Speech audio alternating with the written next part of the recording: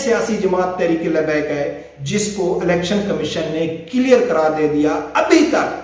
بڑی بڑی دعوے کرنے والے صادق اور امین امت مسلمہ کے لیڈر وہ صادق اور امین نہیں رہے. بسم اللہ الرحمن الرحیم. السلام علیکم ناظرین, آخر کار 8 سال بعد جو تحریک انصاف کا فارن فنڈنگ کا کیس چل رہا تھا الیکشن کمیشن میں, اس کا فیصلہ آ گیا ہے.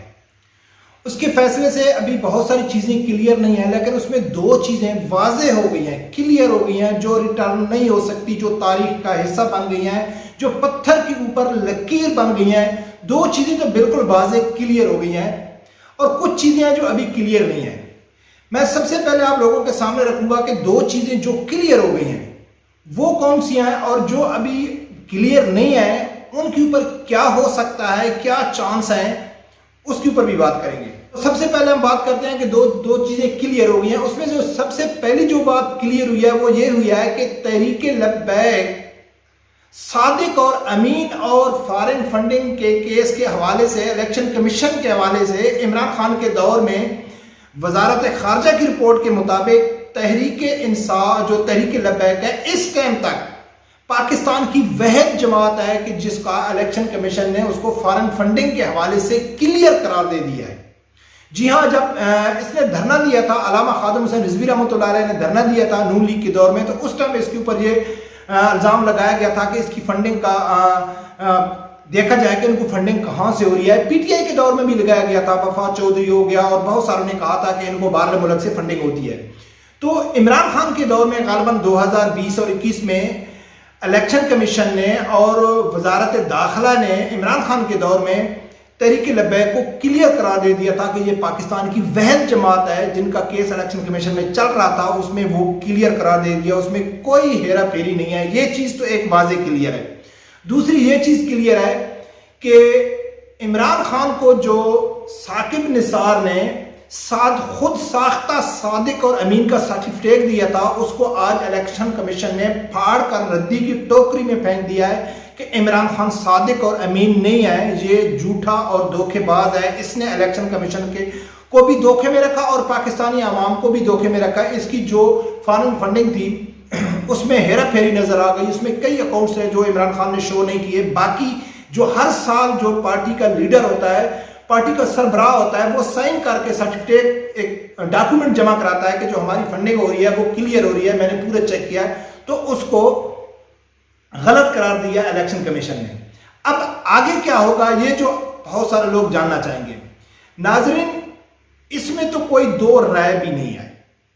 اس میں کوئی شک بھی نہیں ہے کہ اس میں تحریک انصاف بہت بری طرح پھنس چکی ہے. اس کی سب سے بڑی دلیل کیا ہے؟ اس کی سب سے بڑی دلیل یہ ہے کہ بڑے بڑے سینئر صحافی بھی یہ کہہ چکے ہیں, عمران خان کا سب سے قریبی ساتھی صابر شاکر بھی کہہ چکا ہے کہ تحریک انصاف کا اس میں بچنے کا کوئی چانس نہیں ہے. لیکن پھر بھی اگر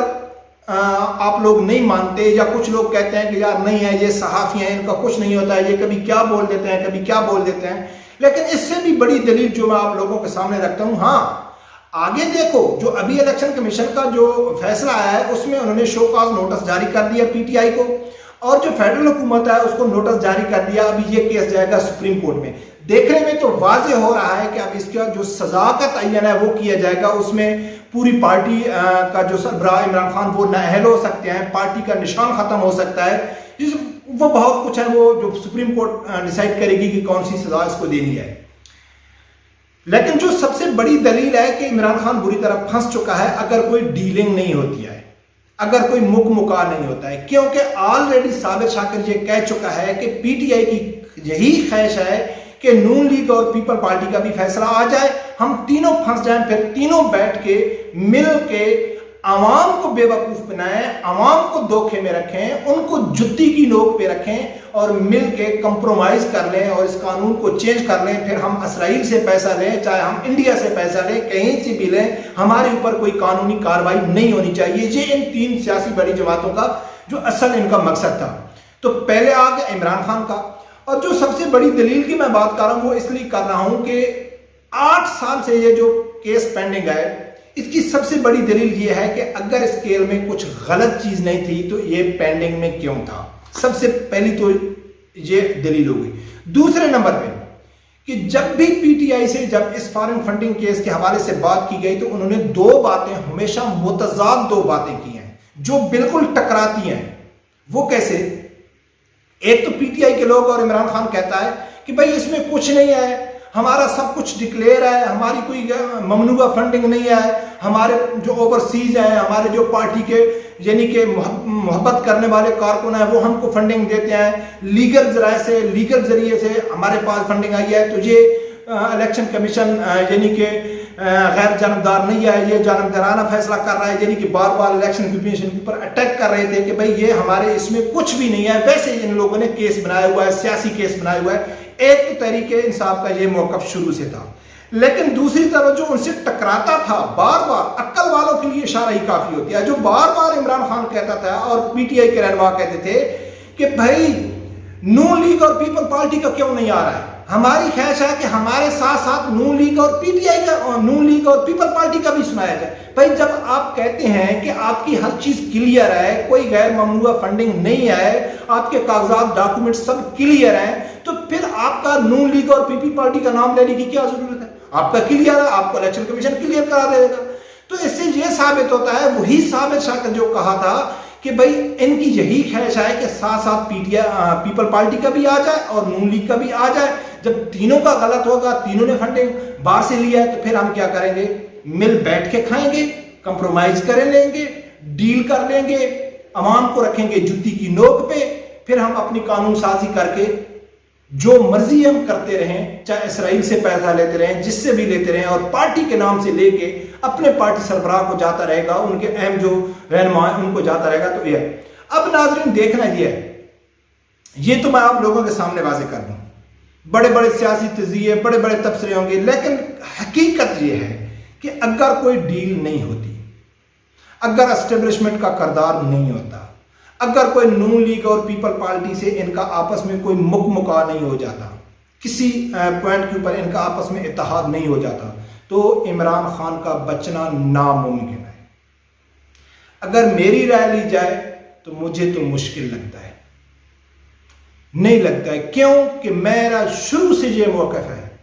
کہ پاکستان کی جتنی بھی بڑی سیاسی جماعتیں ہیں وداؤٹ ٹی ایل پی کے، جتنی بھی سیاسی جماعتیں ہیں، یہ آپس میں ایک دوسرے کی دشمن نہیں ہیں، ایک دوسرے کو اس حد تک نہیں لے کے جائیں گے، کیونکہ جیسا کہتے ہیں نا کہ اس حمام میں سب ننگے ہیں، یہ سب ننگے ہیں، ان کی کمزوریاں ایک دوسرے کے پاس ہیں، ان کے کیس ایک دوسرے کے پاس ہیں۔ جیسا کہ ایک آدمی رکھتا ہے نا کسی کو بلیک میل کرتا ہے، تو میرے خیال میں مجھے ایسا نہیں لگتا ہے کہ ہو سکتا ہے انہونی ہو جائے، عمران خان یعنی کہ نااہل ہو جائیں لائف ٹائم کے لیے، ہو سکتا ہے، اور کیس بنتا ہی ایسا ہے، لیکن مجھے ایسا نہیں لگتا ہے۔ دیکھتے ہیں، یہ کیس ابھی تھوڑا اور چلے گا، کیا فیصلہ ہوتا ہے، لیکن یہ بات تو میری واضح اب ہو گئی ہے کہ پاکستان میں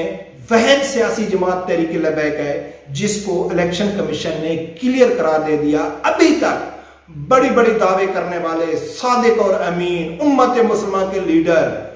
وہ صادق اور امین نہیں رہے، وہ جھوٹے دھوکے باز ثابت ہو چکے ہیں۔ جب پی ٹی آئی دھوکے اور